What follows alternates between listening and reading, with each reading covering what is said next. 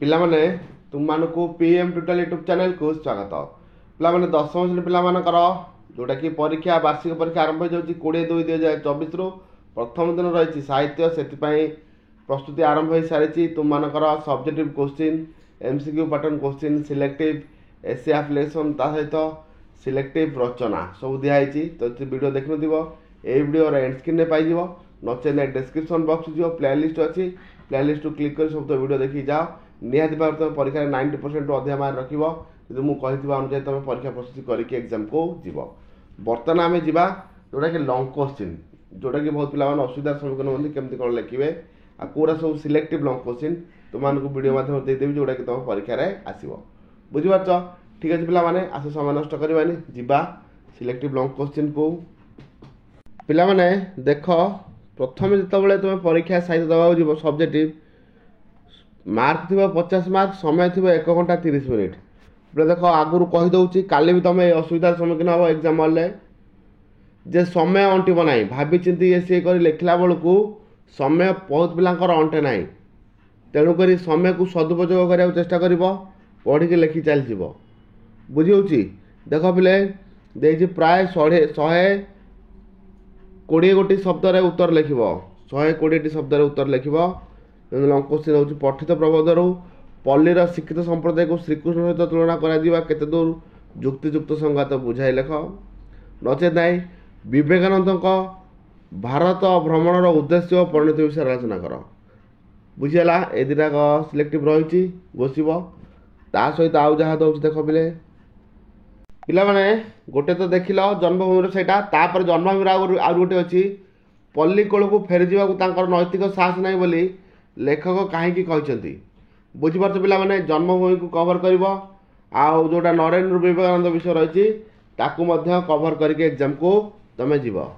ସେହିଭଳି ପିଲେ ଗଦ୍ୟ ବିଭାଗର ସରଳାର୍ଥ ପାଇଁ ସଭ୍ୟତା ଓ ବିଜ୍ଞାନ ଚାପ୍ଟରକୁ କଭର କରିବ। କେଉଁ ଚାପ୍ଟର? ସଭ୍ୟତା ଓ ବିଜ୍ଞାନ। ତା ଭିତରୁ ତୁମେ ସରଳାର୍ଥ ପାଇଯିବ। ବୁଝିପାରୁଛ ପିଲେ ନା ନାହିଁ? ଯେମିତି କହୁଛି ସେମିତି ପ୍ରିପେୟାର ହେଇକି ଯାଅ। ଦେଖିବ ଏକ୍ଜାମ୍ରେ ତୁମେ ନା ସରଳାର୍ଥ ଲେଖିବାକୁ ଅସୁବିଧା ହେବ, ନା ଲଙ୍ଗ୍ କୋଶ୍ଚିନ୍ ଲେଖିବାକୁ ଅସୁବିଧା ହେବ। କାହିଁକି ନା ଯିଏ ଯେଉଁ ବିଷୟରେ ତୁମେ ଲଙ୍ଗ୍ କୋଶ୍ଚିନ୍ ପଡ଼ିଛି ଧର ସେ ବିଷୟରେ ସରଳାର୍ଥ ପଡ଼ିଲା, ତାକୁ ବି ତୁମେ ଲେଖିପାରିବ। ତାକୁ ବି ତୁମେ କ'ଣ କରିପାରିବ? ଲେଖିପାରିବ, ପଢ଼ି ଯାଇଥିବ। ଆଉ ସବୁଠୁ ବଡ଼ କଥା ହେଉଛି ପରୀକ୍ଷାରେ ଯାହା ବି ପଢ଼ିଥାଉ, ତୁମେ ଯଦି ବିବେକାନନ୍ଦ ବିଷୟରେ ଗୋଟେ ଲଙ୍ଗ୍ କୋଶ୍ଚିନ୍ ଘୋଷିଛ, ବିବେକାନନ୍ଦ ବିଷୟରେ ଗୋଟେ କୋଶ୍ଚିନ୍ ଆସିଛି ନରେନ୍ଦ୍ର ବିବେକାନନ୍ଦ, ତାହେଲେ ସେଇଟା ବି ତୁମେ ଲେଖିଦେଇକି ଆସିବ। କିନ୍ତୁ କୌଣସି ପ୍ରଶ୍ନକୁ ବ୍ଲାଙ୍କ ଛାଡ଼ିକି ଆସିବ ନାହିଁ। ବୁଝିପାରୁଛ? ନେକ୍ସଟକୁ ଯିବା ପିଲାମାନେ। ପଦ୍ୟ ବିଭାଗ ପାଇଁ ସିଲେକ୍ଟିଭ୍ ଲଙ୍ଗ୍ କୋଶ୍ଚିନ୍ ଦେଖ କ'ଣ କ'ଣ ଦେଉଛି। ଯେମିତିକି 1 ନମ୍ବର କୋଶ୍ଚିନ୍ ଅଛି ମାତୃଭୂମି ଉତ୍କଳ ଜନନୀଙ୍କ ପ୍ରଶଂସାରେ କବିଙ୍କ ଚିତ୍ତ ଶତମୁଖ ପଠିତ କବିତା ଆଧାରରେ ଆଲୋଚନା କର। ନଚେତ୍ ଏକ ସାର୍ଥକ ଜାତୀୟତାବାଦୀ କବିତା ଭାବରେ ବନ୍ଦେ ଉତ୍କଳ ଜନନୀର ଆଲୋଚନା କର। ବୁଝିପାରୁଛ କେମିତି କ'ଣ ଲେଖା ହେଉଛି? ଦେଖିଦିଅ ପିଲେ, ସେଇଭଳି ଭାବରେ ଲେଖିବ। ଆଉ ମଧ୍ୟ ମୁଁ ତୁମକୁ କହିଛି ଲଙ୍ଗ୍ କୋଶ୍ଚିନ୍ ଲେଖିବା ପୂର୍ବରୁ ଯଦି ଆଉ ଟିକେ ପରୀକ୍ଷକ ଦୃଷ୍ଟି ଆକର୍ଷଣ କରିବାକୁ ଚାହିଁବ ତାହେଲେ ତୁମେ କୋଟେସନ୍ ଲେଖିପାରିବ। ଯେମିତି ଗୋଟେ କୋଟେସନ୍ ମୁଁ କହିଥିଲି, ଓଡ଼ିଆ ସାହିତ୍ୟ ଆକାଶରେ ଯେଉଁ କେତେଜଣ ବାଣୀ ସାଧକ ସେମାନଙ୍କର ନିରବଚ୍ଛିନ୍ନ ଲେଖନୀ ଚାଳନା ଦ୍ୱାରା ଓଡ଼ିଆ ବାଣୀ ଭଣ୍ଡାରକୁ ଶାନ୍ତ ନମନୀୟ, କାନ୍ତ କମନୀୟ, ମୁଗ୍ଧ ମନୋହର କରିଯାଇଛନ୍ତି, ସେମାନଙ୍କ ମଧ୍ୟରୁ କବି ଇଏ ଅନ୍ୟତମ। ବୁଝିହେଉଛି? ତାକୁ ତୁମେ ଲେଖିକି ବେଶ କରିକି ଲେଖି ମଧ୍ୟ ପାରିବ। ଲଙ୍ଗ୍ କୋଶ୍ଚିନ୍ ପିଲେ ଯାହା ବି ଆଟେଣ୍ଡ କରିକି ଆସିବ, ଫାଙ୍କା ଛାଡ଼ିକି ଆସିବ ନାହିଁ। ଦେଖ ଭୀମଙ୍କ ସିଂହନାଦ ରଡ଼ି। ବୁଝିହେଉଛି? ଭୀମ କିପରି ସିଂହନାଦ ପ୍ରାପ୍ତ ହୋଇଥିଲେ ପଠିତ କବିତା ମଧ୍ୟରେ ଆଲୋଚନା କରିବ। ବୁଝିହେଉଛି? ଦେଖିଦିଅ ପିଲେ କେମିତି କ'ଣ ଲେଖା ହେଉଛି। ଏଇଭଳି ଭାବରେ ଖାଲି ଓଭରଲୁକ୍ ଭାବରେ ପଢ଼ି ଦେଇକି ଯାଇଥିବ। ବିଷୟଟାକୁ ତୁମେ ବୁଝିଛ, ଭୀମଙ୍କ ସିଂହନାଦ ରଡ଼ି ବିଷୟଟା କ'ଣ। ତେଣୁକରି ଖାଲି ଓଭରଅଲ୍ ପଢ଼ିଦେବ, ପଢ଼ିଦେଇକି ନିଜ ଭାଷାରେ ଲେଖିବ। କ'ଣ? ନିଜ ଭାଷାରେ ତୁମେ ଲେଖିବାକୁ ଚେଷ୍ଟା କରିବ। ବୁଝିପାରୁଛ ନା ନାହିଁ? ଏଇଭଳି ଲେଖିଲେ ନିହାତି ଭାବରେ 5ରୁ 5 ମାର୍କ ତୁମେ ପାଇପାରିବ। ବୁଝିହେଲା କେମିତି ଲେଖା ହେଉଛି? ଦେଖିଲ। ନେକ୍ସଟକୁ ଯିବା ପିଲେ। ଦେଖ ତାପରେ ରହିଛି ମଙ୍ଗଳ ଅଇଲେ ଉଷା। ପିଲେ ମଙ୍ଗଳ ଅଇଲେ ଉଷାକୁ ସବୁ କଭର କରିବ।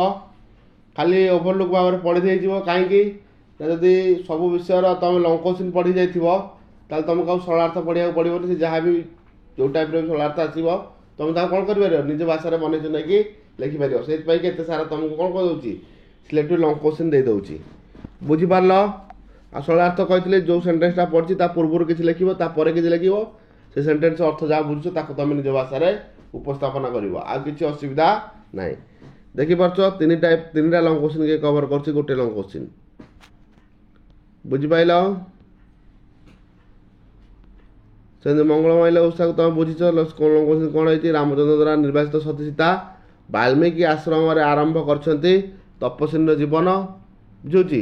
ଅଯୋଧ୍ୟାର ରାଜାରାଣୀ ସତୀ ସୀତାଙ୍କୁ ନିକଟରେ ପାଇ ତାଙ୍କୁ ଦର୍ଶନ କରିବାର ତୃଷାକୁ ମେଣ୍ଟାଇବା ପାଇଁ ଉଷାକର ଆଶ୍ରମକୁ ପରିବେଶକୁ କ'ଣ କରିଛି? ଆଗମନ ହୋଇଛି। ବୁଝି ହେଉଛି? କେମିତି ଗଲେ କିଏ କ'ଣ କରିଛି ସେଇ ସବୁ କଥା ତମେ ବୁଝେଇବ ହେଲା। ନେକ୍ସଟକୁ ଯିବା। ତାପରେ ପିଲେ ଦେଖ ପିଲେ କବି ମାଟି ମାର ଜରାୟନରେ ସତ୍ୟମୁଖ ବ୍ରତ କଥା ଦ୍ୱାରା ଆଲୋଚନା କର। ମାଟି ମା ସର୍ବସାହା ପିଲେ ଏଇ ଯେତେ ବି ତମେ ଅଛି ସବୁ ବିଷୟକୁ କଭର କରିବ। ଦେଖ ପିଲେ ଲଙ୍ଗ କୋଶ୍ଚିନ୍ କେମିତି ଲେଖା ହେଇଛି? ସର୍ବସାହା ମାଟି ବିଷୟର। କବି କେବଳ କଳ୍ପନା ବା ସ୍ୱପ୍ନ ବିଳାସୀ ନୁହେଁ, ମାଟିର ରୁକ୍ଷ ବାସ୍ତବତା ପ୍ରତି ତାର ଥାଏ ଅହେତୁକ ଆନୁଗତ୍ୟ ବୋଧ। ମାଟି ଓ ମା ମଧ୍ୟରେ କବି ଅଭେଦ ପରିକଳ୍ପନା କରିଛନ୍ତି। ମାଟି ମା ତାର ସମସ୍ତ ସନ୍ତାନମାନଙ୍କୁ ସମାନ ଭାବରେ କ'ଣ ବାଣ୍ଟି ଦିଏ? ସ୍ନେହ ମମତା। କ'ଣ? ସ୍ନେହ ମମତା ବାଣ୍ଟି ଦେଇ ନିରପେକ୍ଷତାର ଉଦାହରଣ ସୃଷ୍ଟି କରିଥାଏ। ତାର ମିଠା ପାଣି ଓ ଧୀର ପବନ ଦେହକୁ ବଳ ଦେଇଥାଏ। ଏମିତି ଖାଲି ପଢ଼ିଦେବ, ପଢ଼ି ଦେଇକି ତମେ କ'ଣ କରିପାରିବ? ନିଜ ଭାଷାରେ ଲେଖିବ। ଯେଉଁ ଲେଖା ହେଇଛି ସେ ଯେଉଁ ଭାଷାରେ, ସେ ଭାଷା ତମ ଦରକାର ନାହିଁ। ତମେ ଯାହା ବୁଝୁଛ ତମେ ବି ଏମିତି ଲେଖିପାରିବ। ମାଟି ମା ତାର ସନ୍ତାନମାନଙ୍କୁ ସମାନ ଭାବରେ ସ୍ନେହ ମମତା ବାଣ୍ଟି ଦେଇଥାଏ। ତାର ମିଠା ପାଣି ପବନ ଧୀର ପବନ କ'ଣ ଦେଇଥାଏ? ବଳ ଦେହକୁ ବଳ ଦେଇଥାଏ। ସେମିତି ତାର ବଳ ଦେଲା। ତାର ଗଛଲତାର ଫଳ ଶକ୍ତି କ'ଣ ପ୍ରଦାନ କରିଥାଏ? ତୃପ୍ତି ବା ଶାନ୍ତି ପ୍ରଦାନ କରିଥାଏ। ବୁଝୁଛି? ସବୁଜ ଘାସର ନରମ ବିଛଣା ସନ୍ତାନମାନଙ୍କୁ କ'ଣ ଦେଇଥାଏ? ସୁଖ ନିଦ୍ରା। ଏଇ ତମେ ନିଜ ଭାଷାରେ ଲେଖିବ କେଉଁଟା କ'ଣ ଦେଇଥାଏ। ଆଉ ଦେହ ଅସୁସ୍ଥ ହେଇଗଲେ କ'ଣ ରହିଛି? ଚେରମୂଳି। ବୁଝିପାରୁଛ? ଦେହ ଅସୁସ୍ଥ ହେଲେ ଚେରମୂଳି ଗଛଲତା ମନରେ ଆନନ୍ଦ ଦେବା ପାଇଁ ନଈ ସମୁଦ୍ରରେ କ'ଣ ଭରି ରହିଛି? ଆମମାନଙ୍କର ମନୋରଞ୍ଜନ ପାଇଁ ହସ କଥା ଭରି ରହିଛି ନଈ ସମୁଦ୍ରରେ। ବୁଝିହେଉଛି? ବଣ ପକ୍ଷୀର କୁଞ୍ଜନ କବିଙ୍କ ଛାତିକୁ ଫୁଲେଇବା ସହିତ ଆଖିକୁ ମଧ୍ୟ ଫୁଲାଇ ଦେଇଥାଏ। ତମେ ଏଇଟାକୁ ପଢ଼ିବ, ନିଜ ଭାଷାରେ ଲେଖିବାକୁ ଚେଷ୍ଟା କରିବ ହେଲା। ଯେମିତି ଦେହ ସିନା ତାର ପାହାଡ଼ ପଥର, କଅଁଳ ପଥର ପ୍ରାଣ, ଦୁଃଖ ଦଳମଣି ସହିବାକୁ ମୋତେ କରିଦିଏ ତୋପରି ଟାଣ। ବୁଝିପାରୁଛନ୍ତି? ଏଇଟା ମଧ୍ୟ ଗୋଟେ ସରଳାର୍ଥ ଆସିବାର ଚାନ୍ସେସ୍ ରହିଛି, ଏଇ ଯେଉଁ ସେଣ୍ଟେନ୍ସଟା ରହିଛି। ବୁଝିପାରିଲ? ନେକ୍ସଟକୁ ଯିବା।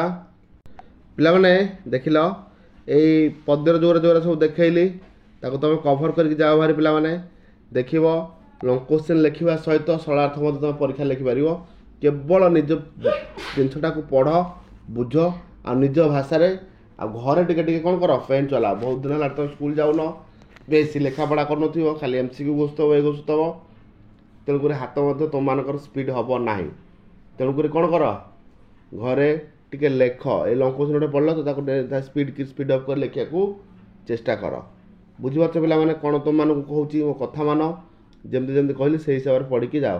ଆଉ ସବୁ ପଦ୍ୟ ଗଦ୍ୟ ଗଳ୍ପ ଯେତେ ରହିଛି ସମସ୍ତଙ୍କର କ'ଣ କର? ଗଦ୍ୟର ଲେଖକ ନାଁ, ପଦ୍ୟର କବିଙ୍କ ନାଁ, ଗାଳ୍ପିକଙ୍କ ନାଁ ବୁଝିହେଉଛି? ଏରା ସବୁ ଘୋଷିକିରି ଏକ୍ଜାମକୁ ଯାଅ। ଠିକ୍ ଅଛି ପିଲାମାନେ, ନେକ୍ସଟ ଭିଡ଼ିଓରେ ଭେଟ ହେବା।